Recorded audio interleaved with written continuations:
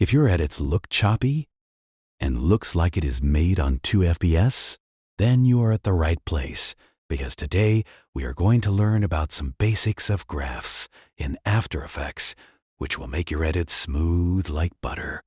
To open a graph editor, first we will make a simple zoom out transition. So first, let me click on my first clip, and then press S on your keyboard to open the scale properties. And then we will click on this small clock icon to add a keyframe at the end of my first clip, and copy my values, or use similar ones of your choice, and then move 10 to 15 frames and add a keyframe with value of 100.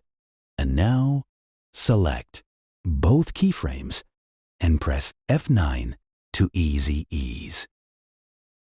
Now here comes the magical part. Right-click to open graph properties. You can see multiple options, but we will basically be dealing with speed graphs and value graphs. So there are basically two types of graphs in After Effects. The first is speed graphs, which controls the speed at which an object changes its value over time.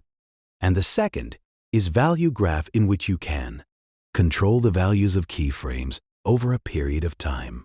Now, it might look complicated at first, but always remember, practice makes a man perfect. First, let's talk about value graphs. Now, if you want simple, smooth transitions, then you should use value graphs.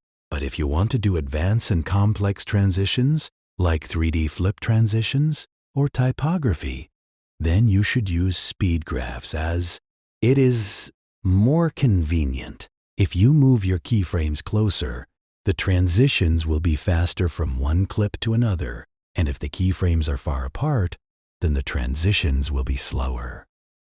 For simple zoom transitions, I mostly use value graphs and make them look something like this.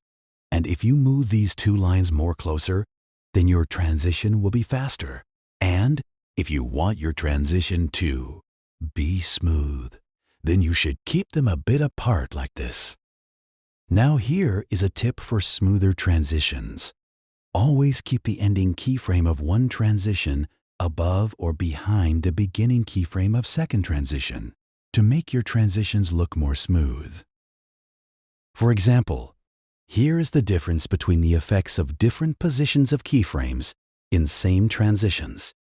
Now you can play with these graphs to make different types of movements with different values. These are some of the graphs with keyframes and transitions with same clips.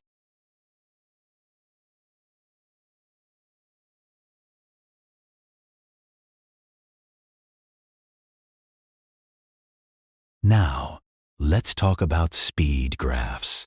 So when you choose speed graphs after right-clicking your keyframes, then you will see different type of graphs, which is called speed graphs.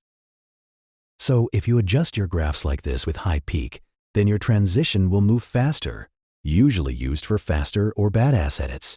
And if you make your graph with low peak, then transition will be slower. Now here also, you can keep your keyframes one above another like this to make your transition smoother and more dynamic, or with more movement, because always remember, viewers usually watch videos with continuous motions in it. Now, these are same transitions with different graphs to understand the speed graphs better.